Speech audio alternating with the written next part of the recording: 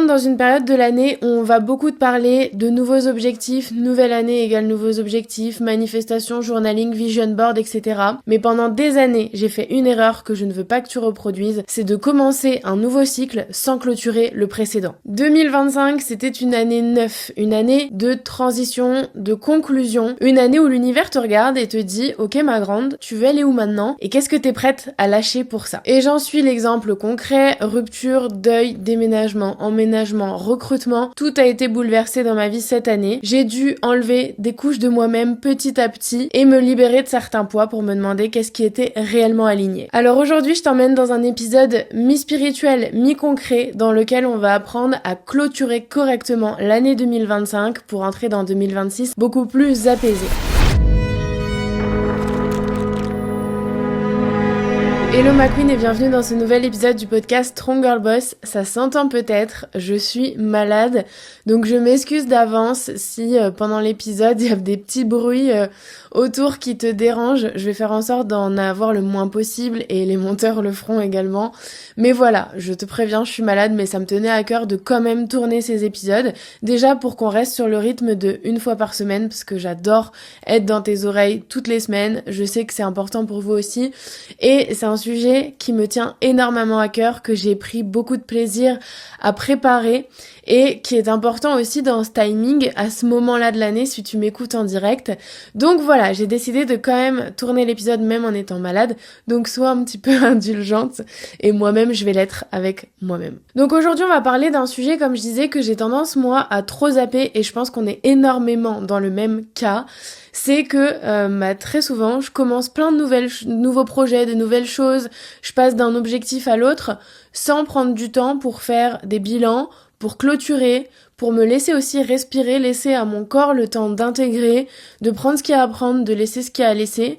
Et c'est vrai que j'ai l'habitude de très souvent renier un petit peu mes émotions, etc. Donc j'avais envie que dans cet épisode, on apprenne ensemble, on se fasse des piqûres de rappel toutes les deux, et puis qu'on essaye d'avancer. Alors je tiens à préciser, je vais parler numérologie, un petit peu spiritualité, à ma hauteur dans cet épisode. Je suis pas du tout une experte, comme je te dis, en fait j'apprends et je te transmets en même temps parce que je trouve que c'est ultra important, et c'est aussi pour ça que tu m'écoutes, c'est pour que je te partage mes expériences, ce que je vis, ce que j'apprends. Mais voilà, je suis pas experte là-dedans, donc je t'invite, si ça t'intéresse, à aussi te renseigner, à voir, je vais t'expliquer aussi comment tu peux faire avec ChatGPT pour avancer plus personnellement. Mais voilà, c'est vraiment un sujet que j'adore, et je sais que vous aimez aussi les épisodes dans lesquels j'apprends des choses presque en même temps que vous.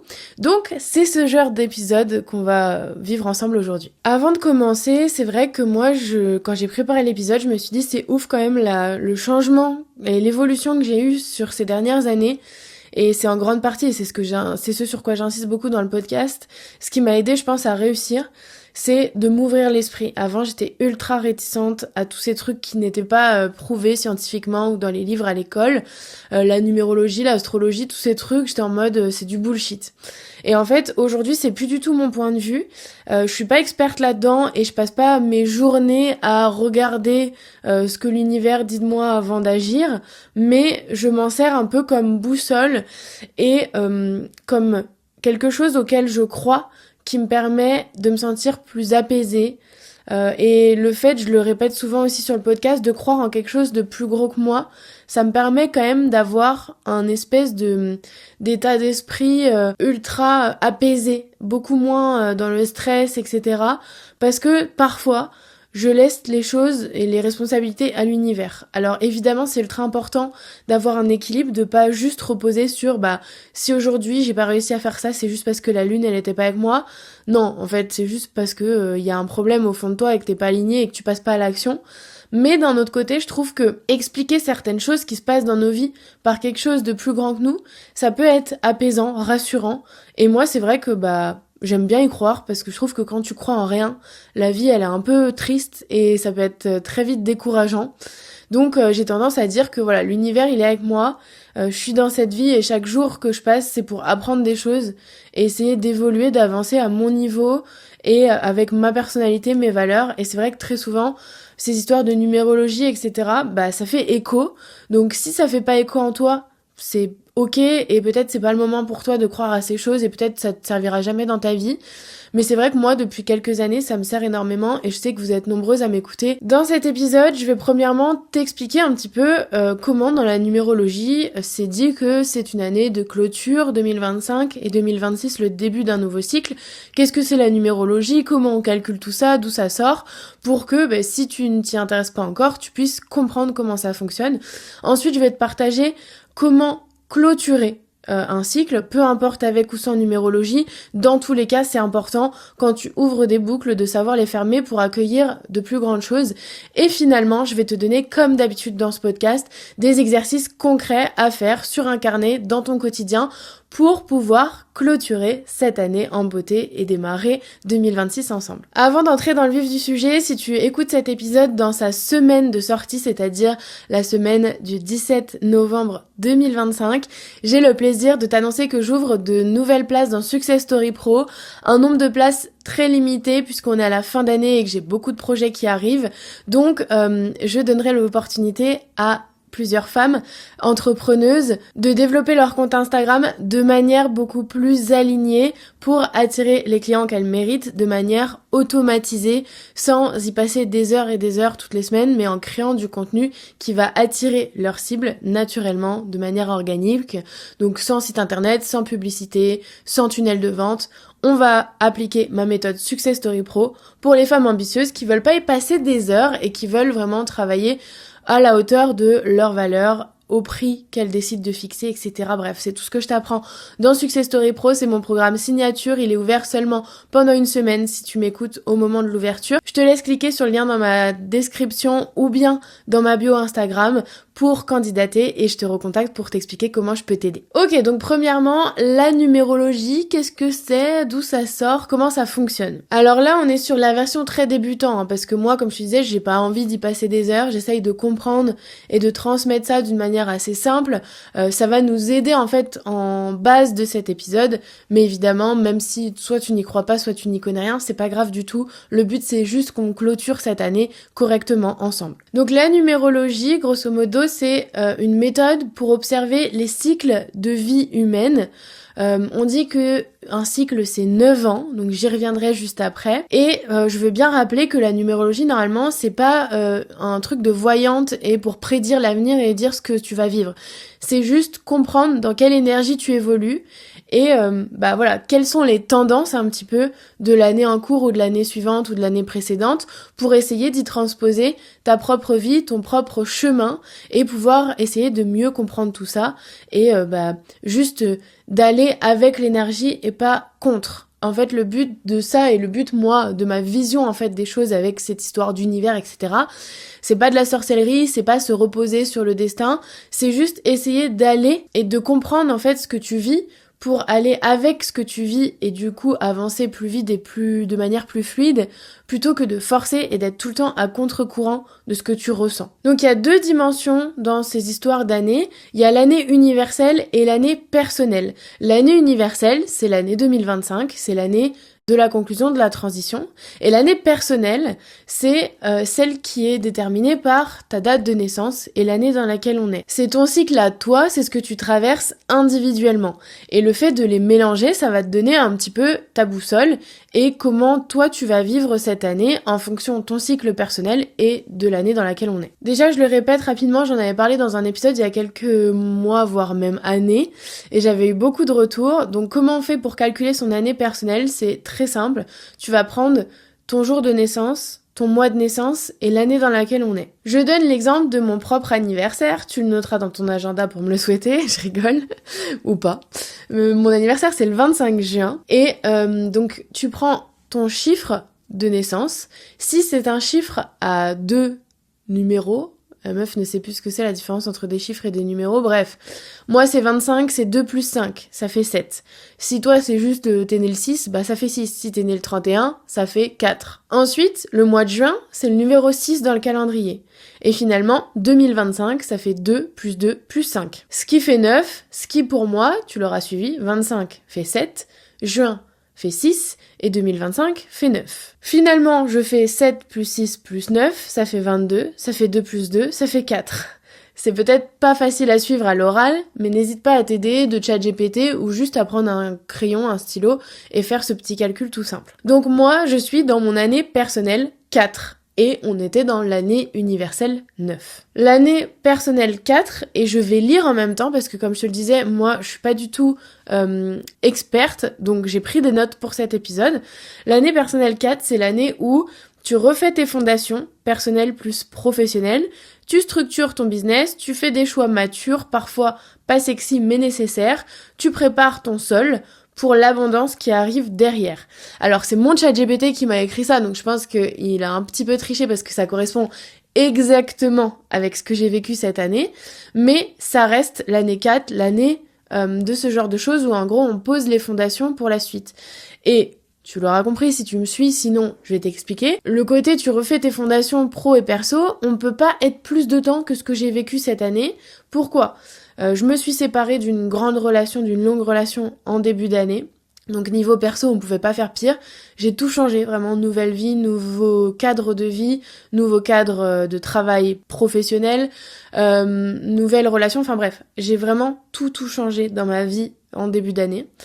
Et au niveau professionnel, c'est pareil, j'ai recruté, j'ai changé mes équipes, je me suis séparée de personnes pour en ajouter d'autres, et puis j'ai aussi refait toute la DA du podcast. Enfin vraiment, niveau pro, on peut pas être plus, enfin pro et perso, on peut pas être plus dans la reconstruction de quelque chose de nouveau pour préparer une année 2026 qui normalement sera une année de croissance exponentielle à tous les niveaux en termes de chiffre d'affaires et de visibilité. Donc autant te dire que, coïncidence ou pas, c'est exactement ce que j'ai vécu cette année. Donc pour toi, comme je te disais, tu peux faire ton calcul avec ChatGPT ou juste regarder sur Google ton année et à quoi ça correspond. Si ça peut te rassurer, si ça peut t'aider à comprendre en fait ce que t'as vécu, moi je trouve que c'est toujours une bonne chose. Il y a des gens qui diront c'est comme l'astrologie en fait, peu importe ce que tu lis, c'est le biais de je sais pas quoi ou la loi de je sais pas quoi qui fait que peu importe ce que tu lis, tu te sens concerné. En fait, encore une fois, chacun pense ce qu'il veut. Moi, je trouve que c'est rassurant, que ça m'aide et je voulais te le partager. Donc l'année universelle, cette fois, c'est l'année 2025. C'est une année 9 et c'est le monde entier qui est dans cette année. Et c'est une ambiance de clôture collective, de fin de cycle relationnel, économique, personnel, de nettoyage, de remise à zéro. Et tu l'as peut-être remarqué, moi je l'ai remarqué en tout cas, beaucoup de gens qui déménagent, qui se séparent, qui font des gros changements dans leur vie. Je voulais revenir, pour finir sur cette partie plutôt numérologie, sur les 9 années du cycle pour que tu comprennes un petit peu en fait. Donc là, l'année 2025, c'est l'année 9, c'est une année de clôture, et l'année 2026, c'est une année 1, du coup de renouveau. Donc l'année 1, c'est le nouveau départ, le reset, la vision, etc. L'année 2, patience, collaboration, ajustement, intuition. Année 3, créativité, communication, expansion sociale. Année 4, structure, discipline, construction solide. Année 5, liberté, changement, pivot, nouvelles expériences. Année 6, relation, responsabilité, ancrage, raison. Année 7, introspection, sagesse, profondeur. Année 8, récolte, argent, pouvoir personnel, matérialisation. Année 9, libération, fin de cycle, tri, guérison, clôture, dernière mue. Ce que tu peux faire aussi qui peut être intéressant, c'est d'aller fouiller dans ton passé, de regarder en fait, ok, cette année-là, c'était l'année de clôture, etc. L'année 8, c'était l'année récolte, argent, pouvoir personnel. Moi, c'était exactement ça, c'est l'année où mon business a explosé. Année 7, introspection, sagesse, profondeur. Enfin, allez voir en fait si les années aussi avant l'année 2025 correspondent aussi à ton cycle personnel et au cycle universel. Je voulais poser le décor en fait avec ça parce que je trouve que même qu'on y croit ou pas, se dire que dans tous les cas, chaque année, à la fin d'année, on clôture un cycle, ça peut être intéressant. En fait, tout ça pour te dire que pour moi, c'est l'occasion, rêver le changement d'année, de faire ce qu'on n'a pas l'habitude de faire d'habitude, c'est-à-dire faire le bilan, ralentir, réfléchir en fait, faire du temps d'introspection dont on manque cruellement dans notre génération, dans notre société actuelle qui va très vite. On prend pas le temps de mettre pause en fait. On a tout le temps l'impression, et moi je te le dis parce qu'en ce moment je le vis énormément, j'ai l'impression d'être dans une roue comme un hamster et de pas pouvoir m'arrêter. C'est-à-dire que j'ai pas de temps off ou très peu, et en fait quand je me veux mettre pause, ça me met en retard. Et donc, je mets pas pause parce que je me dis je vais devoir rattraper tout le retard, donc ça sert à rien. Ça va encore plus me fatiguer, plus m'épuiser. Et ça, c'est vraiment les choses à ne pas faire, à ne pas vivre, ou en tout cas le moins possible, et à les identifier très tôt. Donc moi, je suis quand même contente de l'avoir identifié là. Je fais en sorte, de mettre en place des choses pour ralentir. Je décale des projets, j'adapte mon emploi du temps, je fais en sorte en fait de ne plus être dans cette roue parce que je sais que c'est ce qui nous mène à notre perte. Le plus important, c'est d'avoir des temps de réflexion où tu te poses, où tu te demandes en fait si ce que tu fais est réellement aligné, où tu décides de changer des plans, d'arrêter certaines choses, de commencer d'autres, mais tu le choisis en toute conscience. Et ça, malheureusement, on le fait de moins en moins parce qu'on prend des décisions à la légère, à la va-vite, on s'engage dans des choses alors qu'en fait, notre corps disait non, on l'a juste pas écouté. Voilà, donc c'est l'opportunité ou jamais, selon moi, ce mois de décembre par exemple, moi ça va être ça, de ralentir, de faire les bilans, de célébrer aussi l'année, de décider et de prendre des décisions de ce qu'on laisse dans cette année et ce qu'on emmène avec nous ou ce qu'on souhaite créer l'année prochaine. Donc comment faire maintenant pour clôturer ? Parce que c'est facile à dire, mais en fait, on n'a pas appris à le faire, donc on est en mode, bye bye 2025, bonjour 2026. Non, ça ce n'est pas une clôture. Et là, je te prends l'exemple du changement d'année parce que c'est pile poil le timing, mais ça marche pour plein d'autres choses. Moi, j'ai écouté un podcast récemment de Romanifest qui parlait de ouvrir et fermer des boucles. Et j'ai trouvé cette métaphore ultra intéressante dans le sens où, et je l'ai appliquée plutôt à ma vie sentimentale et amoureuse, c'est que en fait, tu peux pas ouvrir une nouvelle boucle si les autres sont pas fermées. Parce qu'en fait, énergétiquement, ça te vide. Moi, j'aime plutôt la métaphore, au-delà des boucles, des fuites. Si tu répares pas tes fuites, si tu bouges pas les trous, en fait, tu te vides de ton énergie sans t'en rendre compte, ce qui t'empêche de te focaliser et d'aller au bon endroit, c'est-à-dire ton eau, elle fuit par plein de petits trous, et du coup, elle est vidée avant même d'arriver au robinet. Tu vois ce que je veux dire ? Donc, par exemple, sentimentalement, moi, j'ai eu la preuve exacte cette année que de me libérer de certaines choses avec lesquelles j'étais plus alignée, de fermer certaines boucles qui étaient pas fermées parfois depuis des années. T'as toujours un ex qui voit encore tes stories, t'as toujours un mec qui a une manière de t'atteindre, même s'il ne t'envoie pas de message. Si juste il a l'opportunité de le faire, c'est déjà une fuite en trop. Parce que énergétiquement, même si tu t'en rends pas compte, et inconsciemment, ton cerveau, ou ton inconscient, se dit, il y a encore une boucle qui est ouverte là-bas, donc je vais pas en ouvrir une nouvelle, alors que toi t'es en mode, mais je comprends pas pourquoi j'attire pas le mec de mes rêves, alors que je fais tout bien, alors que je le manifeste, etc. Parce que t'as pas clôturé les chapitres précédents, donc tu peux pas passer au suivant.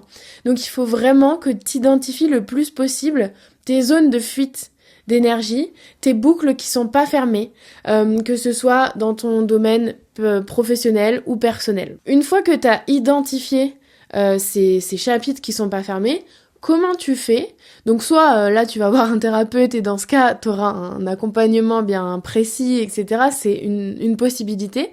Mais tu peux aussi essayer de travailler sur toi-même tout seul dans un premier temps et te dire ok ça je ne veux plus l'autoriser, ça je ne veux plus l'emmener avec moi sur les prochaines années de ma vie, donc je vais faire, et là c'est là que le sujet arrive, les phases du deuil. Moi j'ai vécu ça cette année, que ce soit pour des vrais deuils ou pour des deuils de relations, des deuils de... C'est assez personnel ce que je vais dire, mais voilà, j'ai un animal de compagnie que j'ai dû laisser en même temps que ma rupture. Donc c'est un deuil en fait.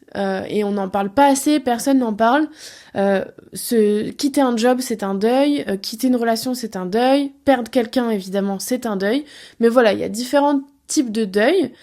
Et on n'a jamais appris à l'école, ou même dans la vie, quand on n'a jamais été confronté à ça, à passer les différentes étapes du deuil.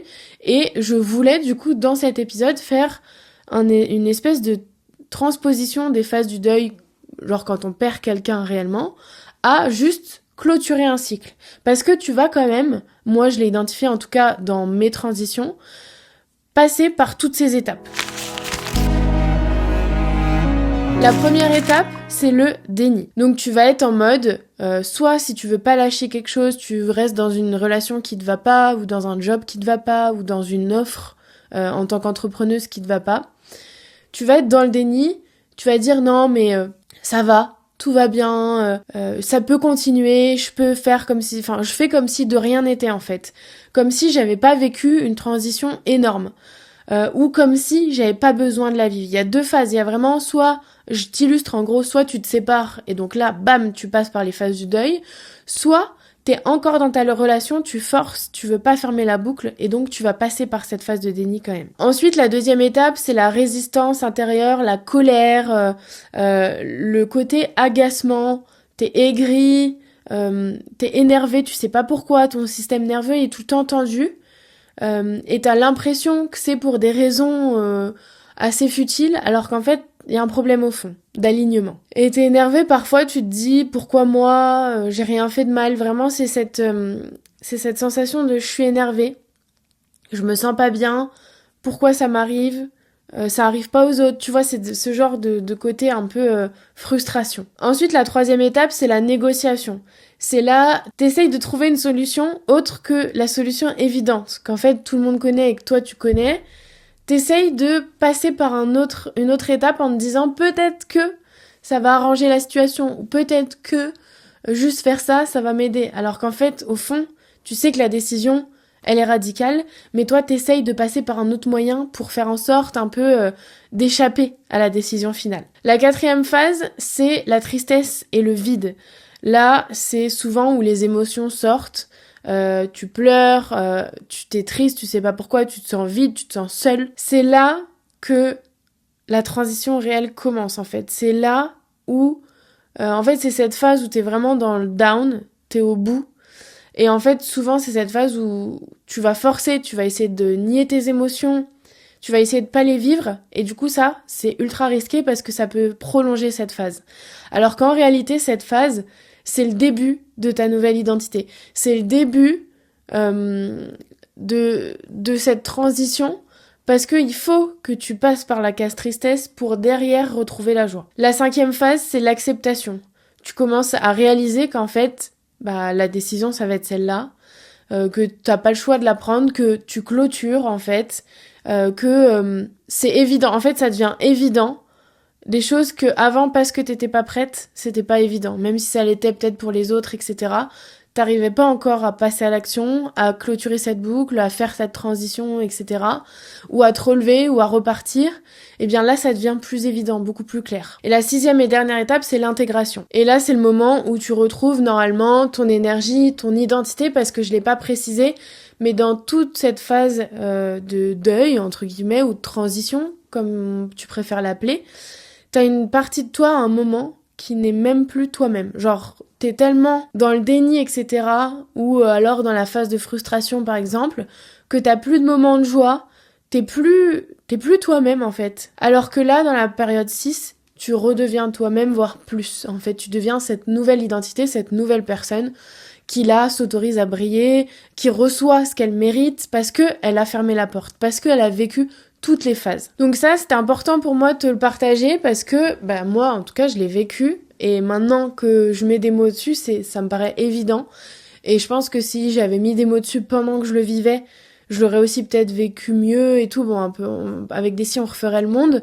Mais voilà, je trouve que c'est important de voir si toi, à un moment, tu te reconnais là-dedans, de lister un petit peu de chaque étape et de te dire, ok, j'accepte de passer chaque étape parce que je sais que le meilleur, c'est l'étape 6 et que je suis obligée de passer par toutes les étapes précédentes pour y arriver plus rapidement et de manière plus alignée. Donc juste le fait d'avoir conscience que une phase de transition, une phase de deuil, une phase de tout change pour moi, comment je me reconstruis, c'est avoir conscience de toutes ces étapes-là. Parce que très souvent, surtout les profils comme moi, assez fonceuses, assez fortes, carapaces, etc., on va être en mode, c'est bon, je sais gérer, on y va, let's go, et là, bam, moi c'est ce qui m'est arrivé, je me suis remise assez vite, j'ai pas fait de vrai temps mort, parce que je pense que je fuyais un petit peu dans le travail, et d'un autre côté, je sentais que j'étais pas productive et que j'avais pas envie de travailler et que je savais pas pourquoi je faisais ce que je faisais. Mais j'étais tout le temps dans cet entre-deux, alors que peut-être j'aurais dû pendant 1 mois tout arrêter, vivre ma tristesse, mon énervement, ma colère et compagnie, et je serais revenue beaucoup plus forte, plus rapidement. Encore une fois, je n'en sais rien, je vais pas refaire l'année, c'est pas le sujet. Mais voilà, pour t'expliquer que souvent, des profils comme le mien vont être très longtemps dans le déni, très violemment dans la tristesse et la colère, et vont mettre du temps en fait à revenir parce que trop d'émotions accumulées, trop de charges de travail accumulées, et donc en fait tu te crames sans même t'en rendre compte, et tu te dis mais non, tout va bien, c'est ma décision donc tout va bien, et après bam, tu te prends le revers dans la tête. Donc c'est comme ça, c'est la vie, mais c'est important d'en avoir conscience et de pas banaliser ces périodes-là, et de pas laisser des boucles ouvertes, de pas laisser des fuites non réparées. Donc comment faire concrètement ? Je vais te donner 3 exercices pour clôturer cet épisode, c'est le cas de le dire, pour clôturer justement cette année. Le premier exercice, c'est le tri énergétique. Tu vas écrire dans un journal, c'est mieux d'écrire avec un papier et un stylo plutôt que dans un téléphone. Tu vas faire 3 colonnes. La première colonne, c'est ce que je garde. La deuxième colonne, c'est ce que je remercie, mais que je clôture. Et la troisième colonne, c'est ça me fait encore peur, je suis pas prête pour l'instant, mais je sais que je vais devoir lâcher ça. Donc, je t'explique, mais c'est assez simple. Dans la première colonne, c'est ce que tu gardes. Donc là, c'est tout ce que tu as vécu de bon cette année, les qualités que tu as développées, les offres qui sont vraiment alignées, ou ton job, ou ta relation, bref, ce qui te fait te sentir bien profondément, ou vraiment t'as 0 doute sur le fait que pour l'instant dans ta vie, c'est ok, ça reste pour l'année 2026. La colonne du milieu, c'est ce que tu remercies, mais que tu clôtures. Et donc là, c'est toutes les décisions que tu es prête à prendre pour cette nouvelle année, que tu n'as pas pris cette année, et c'est pas grave, mais que voilà, cette année, enfin ce moment-là de ta vie, tu sais que tu dois lâcher tout ça pour avancer. Là, va falloir être très réaliste, très honnête avec toi-même. Et la troisième colonne, c'est, tu sais, à un moment, que ça va lâcher, tu sais que c'est pas 100% aligné, mais pour l'instant, tu te sens pas prête, tu veux pas te rajouter cette charge mentale, mais tu l'écris. Juste en fait, le fait de commencer à écrire que quelque chose n'est plus aligné, qu'on veut plus l'accepter pour l'année prochaine, tu vas voir que très souvent, l'univers, et je te parle de ça parce que j'ai écrit cet épisode hier soir, j'ai reçu un message qui m'a fait me dire ok, ça, c'était le sujet sur lequel je savais que ça allait pas durer, je savais que ça allait pas tenir, et aujourd'hui, on m'envoie la preuve que faut pas que ça reste en 2026. Donc hier soir, j'ai pris toutes mes dispositions, j'ai agi pour que cette chose-là soit clôturée le plus vite possible et que je puisse avancer dans 2026 plus concrètement, correctement et de manière plus alignée, sans qu'on me vide et qu'on puise mon énergie. Donc en fait, tu vas voir que juste prendre conscience et écrire des choses, t'auras même pas besoin de te demander ok, comment je vais faire dans la vraie vie pour que ça se passe. Juste tu vas recevoir en fait ce que t'as nommé, ce que t'as écrit, parce que une fois que tu prends conscience de ce que tu mérites et de ce que tu mérites plus, normalement, sous plus ou moins de temps, ça va se concrétiser et ça va se réaliser sans que t'aies besoin de forcer. Donc tu peux faire ça pour tes relations, les habitudes que tu as, je sais pas, tu fumes, tu vas pas à la salle, tu manges mal, etc. Tes croyances, comme je te disais, tes offres ou tes clients ou ta manière de fonctionner ou ton travail. Tu peux le faire aussi pour tes relations perso, mais aussi pour tes relations pro. Tu peux le faire pour ta façon de travailler, tes traits de caractère, ta gestion financière, ton identité, c'est-à-dire la meuf qui veut toujours être parfaite ou nanana. Tu peux vraiment le faire pour tout, mais il faut que ça vienne assez naturellement. Il faut que tu te poses en fait sur chaque catégorie de ta vie et que tu te dises comment je remplis ces 3 colonnes. Et je te garantis que tu vas vraiment être surprise de ce qui sort et de ce qui se passe dans ta vie sur les prochains mois et l'année prochaine. Exercice 2, c'est un petit check-out émotionnel. Tu vas te poser plusieurs questions et tu vas y répondre sous forme de journaling, c'est-à-dire tu écris ta question en haut de ta page et ensuite tu écris ta réponse en fonction de ce qui te vient par la tête. La première question, c'est qu'est-ce que j'ai fui cette année ? La deuxième, c'est qu'est-ce que j'ai appris sur moi. La troisième, qu'est-ce que je ne tolère plus du tout. La quatrième, de quoi je suis fière. La cinquième, où est-ce que je me suis trahie par confort ou par peur de dire non. Ne t'inquiète pas, si tu n'as pas le temps de prendre des notes dans cet épisode, si tu as peur d'oublier, si tu peux pas mettre pause, etc., suis le compte Strong Girl Boss. On va faire un post dédié à cette partie que tu pourras enregistrer pour pouvoir le refaire. C'est-à-dire qu'on va te mettre toutes les questions et tu pourras y répondre tout simplement quand tu auras un petit peu de temps. Donc n'oublie pas de t'abonner. Ce compte Strong Girl Boss, il est vraiment fait pour ça, pour toutes les femmes qui écoutent le podcast, pour que vous puissiez aller plus loin, que vous ayez de l'inspiration, de la motivation chaque jour, mais aussi un endroit où vous pouvez retrouver ce que je dis dans le podcast, vous en imprégner et pouvoir prendre le temps de vraiment faire les exercices. Exercice 3 et dernier, j'ai l'impression d'être à l'école, c'est de mettre en place des actions concrètes. Pour que tu puisses clôturer comme il faut, ça suffit pas juste de le mettre dans le carnet, même si tu auras compris que juste l'écrire parfois ça suscite en fait des discussions, des décisions, des signes en fait que tu vois pas d'habitude, que tu vas voir plus facilement. Mais il faut aussi, comme d'habitude, passer à l'action. C'est-à-dire que si tu décides que cette offre-là, pour ton business, elle n'est plus adaptée, même si tu as peur de perdre de l'argent, il faut prendre la décision, passer à l'action et supprimer cette offre. Ou alors, il faut te poser, comme je te disais, prendre du temps pour te dire comment je fais en sorte d'adapter. Je vais te donner un exemple très clair. Mon offre VIP, je me suis rendu compte que elle me puise beaucoup d'énergie. Pas parce que mes clientes ne sont pas adaptées, mais parce que le format n'est pas adapté à mes besoins et aux leurs. En tout cas, n'est plus adapté à ce que moi, je suis capable de proposer pour ce tarif-là. Donc j'ai décidé, même si peut-être qu'à la fin de l'année ou du mois, j'aurai moins de bénéfices ou moins de cash qui entre, j'ai besoin de changer le format parce qu'en fait, l'argent n'est pas le plus important. Le plus important, c'est ma santé mentale, ma charge mentale et mon efficacité auprès de ces clientes-là. Et donc, je me suis posée parce que je sentais que depuis 2 mois, ça me vidait toute mon énergie de me dire, en fait, je culpabilisais parce que j'avais l'impression de pas être assez pour mes clientes. Et d'un autre côté, je pouvais pas faire plus que ce que je donnais parce que de toute façon, j'étais pas disponible. Donc voilà, ça crée ce truc de la culpabilité fait que ça me puise de l'énergie. Je sais que je veux pas continuer comme ça, mais pour l'instant, j'avais pas de solution. Donc je me suis pris moi-même entre 4 yeux et j'ai écrit, OK, comment je peux faire en sorte que cette offre-là continue et perdure pour être adaptée à mes clientes, mais aussi et surtout à moi. Et en fait, en 1 heure, j'ai résolu un problème qui tournait dans ma tête depuis des semaines. Une boucle qui était ouverte et non fermée depuis des semaines.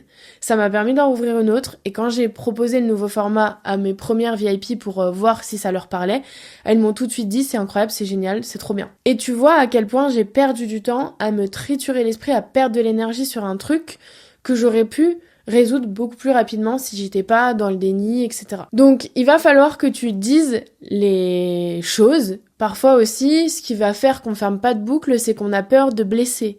On a peur d'être mal vu, d'être considéré comme la méchante, etc., etc.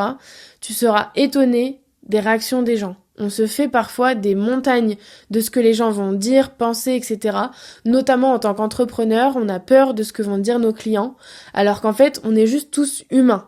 Et que si juste t'essayes d'être vulnérable sans te plaindre évidemment, mais juste voilà, de dire écoute, je me suis engagée là-dessus, j'ai mal jaugé, aujourd'hui je sens que c'est trop pour moi ou que le prix n'est pas assez élevé par rapport à la valeur et à ce que je transmets, ou voilà, j'ai mal jauger le nombre d'heures que je passe sur cette offre. Donc le mois prochain, évidemment, tout ce que tu t'es engagé à faire, il faut le faire, mais pour la suite, etc. Le mois prochain, mes tarifs passeront à ça. Est-ce que c'est OK pour toi? Ou est-ce que malheureusement, on finit notre collaboration? Et très souvent, les gens vont dire let's go, c'est parti. Ou alors, non, c'est pas possible pour moi, mais merci d'avoir été honnête, courage, etc. Les gens ne sont pas des monstres, vraiment, il faut arrêter de rester dans sa tête et d'avoir peur. Il faut juste autoriser la communication. C'est pas du tout mon point fort, hein, je te dis ça, mais je suis la première à avoir peur de ça. Mais en fait, voilà, prendre ces les porter et tout se passe bien. Un exemple dont j'ai déjà parlé un petit peu la semaine dernière, c'est moi ce qui m'a pris beaucoup d'énergie, ce qui m'a trigger, ce qui m'a fait pleurer, etc. C'était comment je vais gérer l'embauche de Valentine, comment je vais intégrer Florine, plus sans que ça me coûte trop et que ça me mette dans une insécurité financière, etc. Le côté vraiment management cette année, il m'a pris énormément d'énergie, j'en avais pas forcément conscience, parce que dans ma tête, je m'en faisais des montagnes, et je me disais, bah voilà, qu'est-ce qu'on va penser de moi, machin. Et en fait, bah j'ai juste pris du temps pour me poser, pour préparer les rendez-vous, comment je pouvais servir leurs intérêts, tout en servant les miens, tout en faisant comprendre, en fait, et en communiquant sur ce que je ressens, sans évidemment transmettre des peurs ou de la pression ou du stress, mais juste dire, écoute, moi, voilà où j'en suis dans mon business cette année, voilà où je veux qu'on aille l'année prochaine, voilà les incertitudes que j'ai, donc voilà pourquoi je te propose ça. Et voilà comment ça peut évoluer, est-ce que c'est bon ou pas pour toi ? On peut négocier, on négocie, machin, on se met d'accord, et voilà, et tout le monde est content, on se fait un gros câlin et ça passe. Et en fait, parfois, on se met vraiment une pression énorme qui n'a pas lieu d'exister pour fermer certaines boucles et en ouvrir de nouvelles. Ce que tu vas faire aussi pour libérer de l'espace, tu l'as fait normalement sur ton carnet, tu l'as fait peut-être en commençant des discussions que tu repousses depuis plusieurs semaines, tu vas le faire aussi physiquement. Tu vas ranger chez toi, tu vas faire ton trip dressing, tu vas enlever tes fringues d'été de ta garde-robe que ça fait 3 mois que tu dis que tu dois le faire et que tu l'as toujours pas fait. Tu vas faire un reset énergétique mais chez toi également. Dans ton bureau, tu vas virer tout ce qui ne te sert plus. C'est pareil en fait. Le faire dans sa tête et le faire dans sa vraie vie, ça va avoir un impact sur je me sens plus légère, je me sens plus libre, je me sens plus alignée, plus connectée. Je me sens bien dans mon environnement et donc je vais me sentir bien dans ma tête. Tu peux aussi, si c'est quelque chose qui te parle, terminer par un rituel plutôt énergétique, spirituel. Tu vas écrire tout ce que tu veux plus pour l'année prochaine et le brûler sur une feuille. Alors attention, ne brûle pas ta maison. Ou tu vas brûler de la sauge, ou je sais pas, ou tu vas te faire, moi ce que je vais faire, c'est que je vais me faire un bain avec plein de bougies, une odeur qui sent bon et vraiment être toute seule au chaud, réconfortée et me dire en fait ce moment-là, c'est le moment où je célèbre mon année, où je fais partir tout ce que je veux plus, j'écris dans mon journal à ce moment-là, vraiment je me fais un petit rituel presque sacré qui va faire comprendre à mon cerveau et à mon corps que ok ça y est, on peut se libérer et on peut repartir tranquillement sans se mettre de pression. J'ai aussi fait en sorte de libérer un petit peu plus mon planning en décembre, profiter des fêtes et me dire ok, jusqu'à même pas le 1er janvier mais un peu plus tard dans janvier, pour pas repartir direct au 1er janvier, let's go comme j'ai pu faire le 1er septembre, mais vraiment voilà, me laisser le temps juste d'être et de célébrer et de profiter de tout ce que j'ai pu vivre cette année. J'espère que cet épisode t'a inspiré, que tu vas faire tous ces exercices-là. N'oublie pas de t'abonner au compte Instagram Strong Girl Boss, à mon compte Insta aussi évidemment si c'est pas encore fait. Et je te dis à la semaine prochaine pour un nouvel épisode du podcast Strong Girl Boss.